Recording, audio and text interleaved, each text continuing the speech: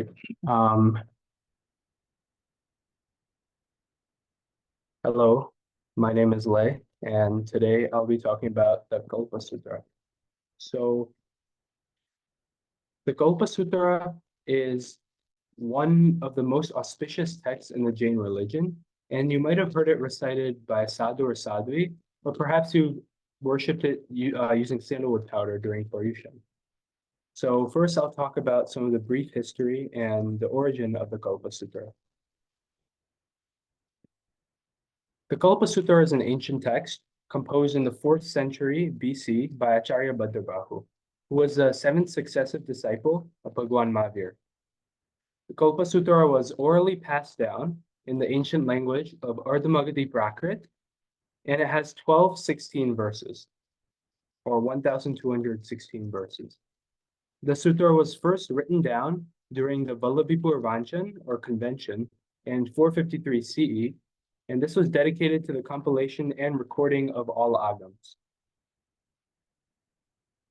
The Kalpa Sutra is accepted by the Shwetambar Angbaya Agams, which is a set of scriptures written by spiritually advanced Jain ascetics called Shrutkevalis, and it falls under the subcategory of Chhed Sutras.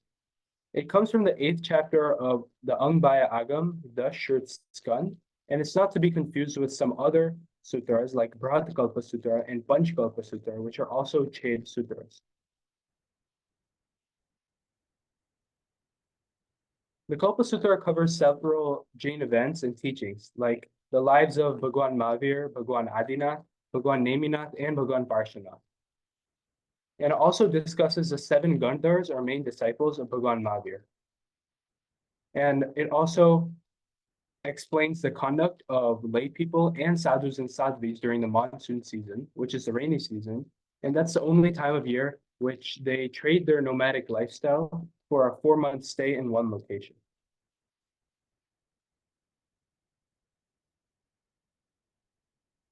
So in the past, Jain sadhus and sadhvis were the only ones who could recite the Kalpa Sutra, specifically from the 4th through the 8th days of Paryushan.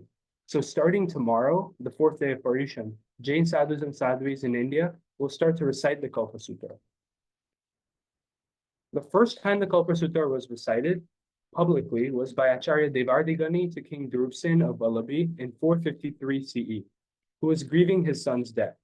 And since then, it has been recited publicly in various locations of worship by monks and nuns. Today, we do Vasakship or sandalwood paste powder puja on the sacred text at the Derasar during Paryushan and learn about the Kalpa Sutra from sadhus and sadhvis and other scholarly people. Here are some fun facts you may not know about the Kalpa Sutra. First, the Kalpa Sutra was translated to German by Hermann Jacobi for the very first time in 1879, and since then, it has been translated to so many other languages as well. You can even find it in English online. And also, there were around 800 years between the composition and the documentation of the Kalpa Sutra, which may have led to some discrepancies in what we know of the sutra today. In all, the Kalpa Sutra is a very important and sacred text that holds immense value for Jains today. And while it may only come to mind during Paryushan, its lessons and retellings of Jain history are applicable throughout one's life. Thank you for listening. And if you guys have any questions, I'm more than happy to try to answer them.